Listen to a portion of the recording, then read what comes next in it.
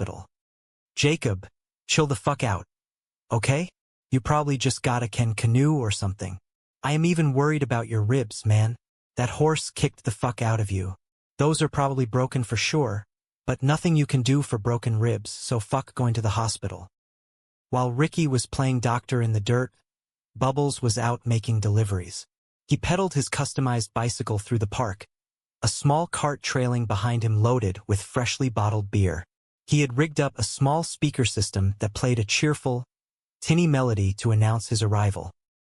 You guys hungry? Bubbles called out to a group of residents sitting on their porch. I am fucking starving. Got Ricky's beer all bottled and ready to go.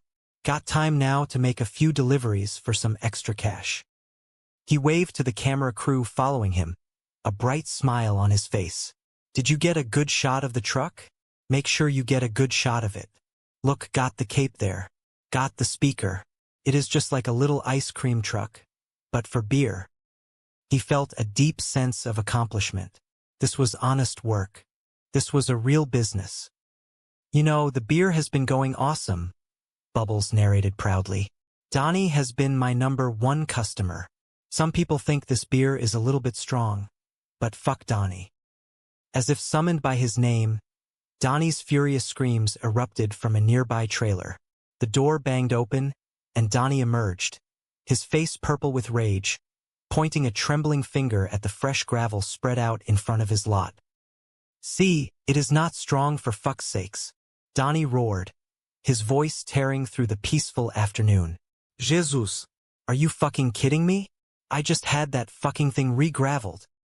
Bubbles slammed on his brakes, holding up a hand in a gesture of peace. Donnie, calm down. I will give you a free case to make up for it. Donnie stomped his foot, looking like he was about to explode. Oh, you are fucking right, you will. And you tell fucking Ricky I want those fucking chicken fingers replaced. He took last Friday. Donnie, do not fucking relax, Bubbles stammered, intimidated by the sheer volume of the man's fury. Changing the subject, he asked, are you coming to the party? I do not fucking know yet, Donnie screamed before slamming his door so hard the entire trailer shook. Bubbles sighed, shaking his head slowly as he began to pedal away. Okay, pull. Can you imagine going around being that fucking angry all the time? He is gonna pop a blood vessel in his head. Fuck's sakes. Across the park, Leahy and Randy were finally returning to their trailer. The weight of the money bag in Randy's hand felt like a physical burden. They were exhausted, emotionally drained, and desperate for a moment of quiet. Hey guys, Leahy said softly as they approached their porch, noticing the camera crew waiting for them. Hey, can you give us a break? We just got home. We are trying to get our shit together here. Break off, guys. They reached the door, but before they could turn the knob, a dark figure stepped out from the shadows. Julian stood there, holding his glass of rum, his expression unreadable and terrifying.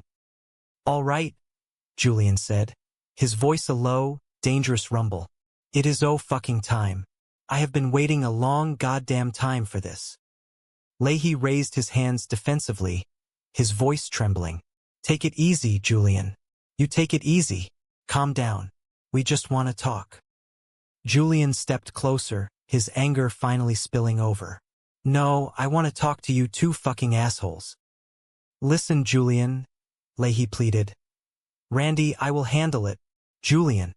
A lot of crazy shit went down there.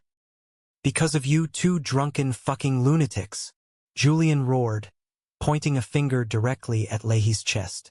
You ruined my fucking life. Well, Randy and I are willing to take full responsibility, Leahy offered weakly, trying to de-escalate the situation. You are taking full responsibility, all right? Julian sneered, advancing another step. Yeah, because we feel terrible, Randy added, stepping slightly behind Leahy for protection. But we think we have a plan to make it all up to you. Julian held up a hand, silencing them instantly. The time for negotiations, as far as he was concerned, was over. Jim, shut the fuck up. I am calling the shots here. You took us for $400,000. So this is what is going to happen. He looked at them with cold, calculating eyes, passing his sentence. I am taking half your wages for the rest of your fucking life until you pay me back.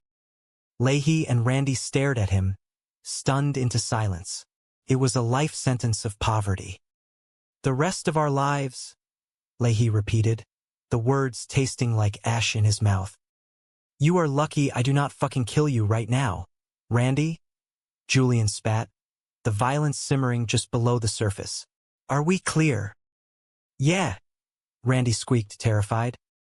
Good, Julian snapped, turning to walk away. Wait a minute, Julian. Calm down, Leahy called out desperately, his hands shaking. It is just crazy talk. It is not fair. Julian stopped and slowly turned back. Fuck you, Randy.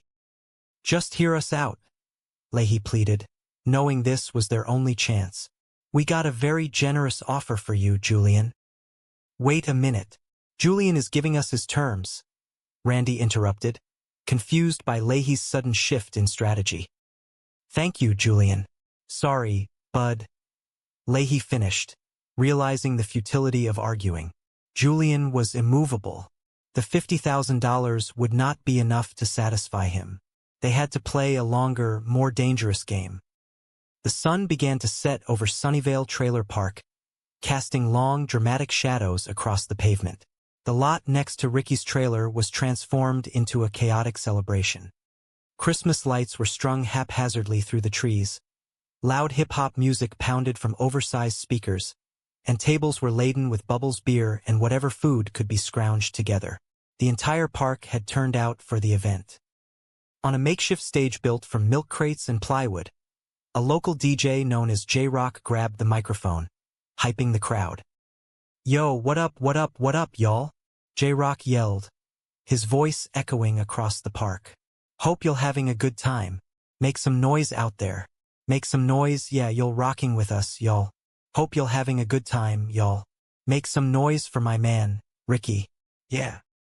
The crowd cheered, raising their glasses.